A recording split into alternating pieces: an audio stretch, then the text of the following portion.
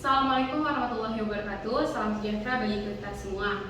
Kami dari kelompok 9 akan mempresentasikan mengenai materi bentuk negara. Sebelumnya, izinkan kami memperkenalkan diri. Nama saya Nadia Putri Kanaya Bangun dengan NPM 2351056. Nama saya Foni Agustin dengan NPM 2351064. Nama saya Brady dengan NPM 2351125. Dan nama saya Rosalia Klaviana dengan NPM 2351094. Selamat menyaksikan.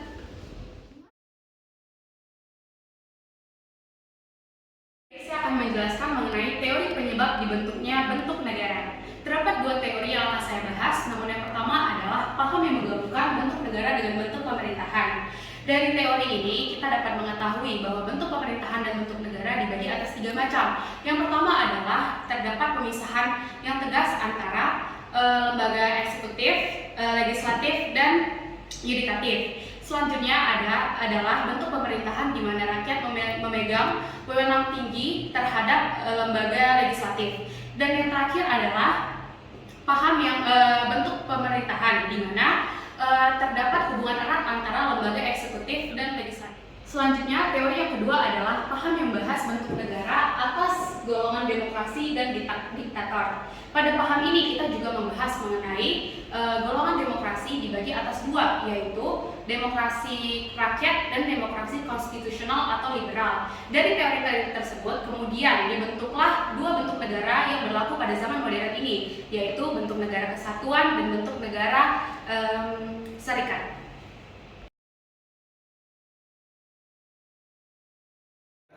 Negara kesatuan merupakan negara yang tidak terdiri dari negara-negara dan kekuasaannya tidak terbagi.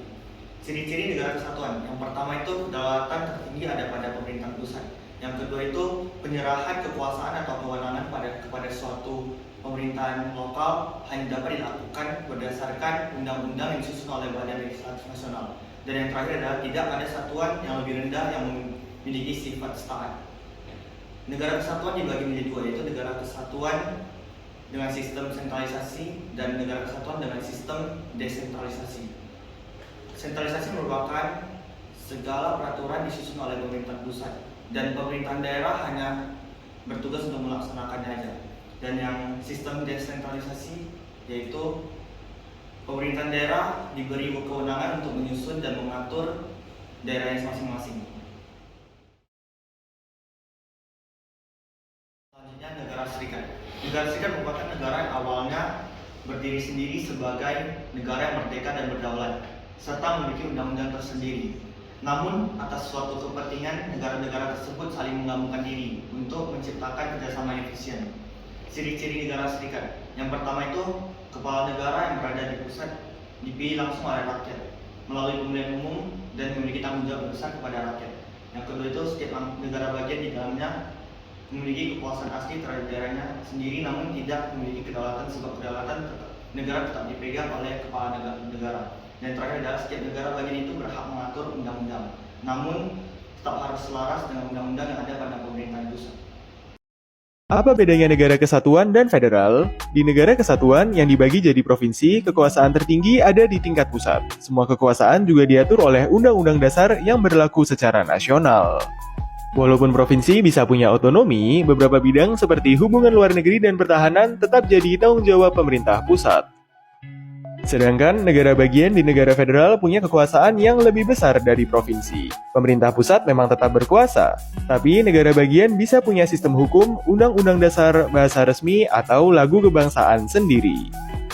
Negara bagian bahkan juga bisa punya sistem penegakan hukum dan komponen militer sendiri. Misalnya, tiap negara bagian Amerika Serikat punya polisi yang berbeda-beda, dan Garda Nasional yang jadi komponen cadangan militer nasional.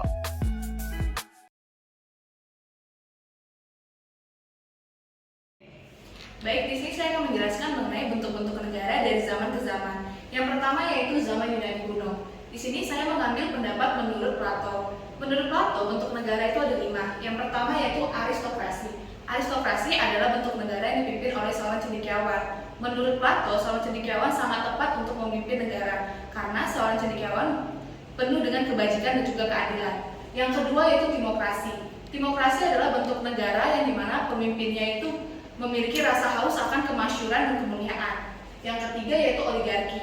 Oligarki adalah bentuk negara yang dipimpin oleh para orang yang memiliki harta yang banyak atau hartawan. Dan yang keempat yaitu bentuk negara demokrasi. Pada bentuk negara demokrasi, pemerintahan oleh rakyat. Pemerintahan dalam demokrasi juga memperhatikan kepentingan rakyat dan juga kebebasan untuk rakyat. Dan yang terakhir yaitu bentuk negara tirani. Bentuk negara tirani adalah pemimpinnya yang melakukan kepemimpinan sewenang-wenang dan juga menindas rakyat. Selanjutnya saya akan menjelaskan mengenai bentuk-bentuk negara pada abad pertengahan. Di sini saya mengambil menurut ahli Santo Agustinus. Menurut Santo Agustinus, bentuk negara ada dua. Yang pertama yaitu civitas Dei atau negara Tuhan. Negara Tuhan adalah bentuk negara yang tidak memiliki kekuasaan yang memaksa dan tidak memiliki alat kekerasan yang dilembagakan. Yang kedua yaitu civitas terrena atau negara iblis, yang bisa disebut juga sebagai negara duniawi.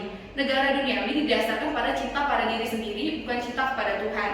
Cinta pada diri sendiri tersebut mendorong manusia memiliki ambisi untuk meraih sifat-sifat hedonistik dan juga materialistik. Dan yang terakhir yaitu bentuk negara pada zaman modern atau masa sekarang. Pada zaman modern, bentuk negara yang terpenting yaitu ada dua. Yang pertama yaitu negara kesatuan dan yang kedua yaitu negara serikat. Perbedaan bentuk negara menurut para ahli. Yang pertama menurut Chevron, dilihat dari bentuk atau susunan negaranya, apakah negara tersebut kesatuan atau serikat. Yang kedua, konstitusinya tertulis atau tidak. Yang ketiga, badan perwakilan, susunan, dan syarat yang memangku jabatan. Yang keempat, badan eksekutif, apakah bertanggung jawab pada parlemen atau tidak.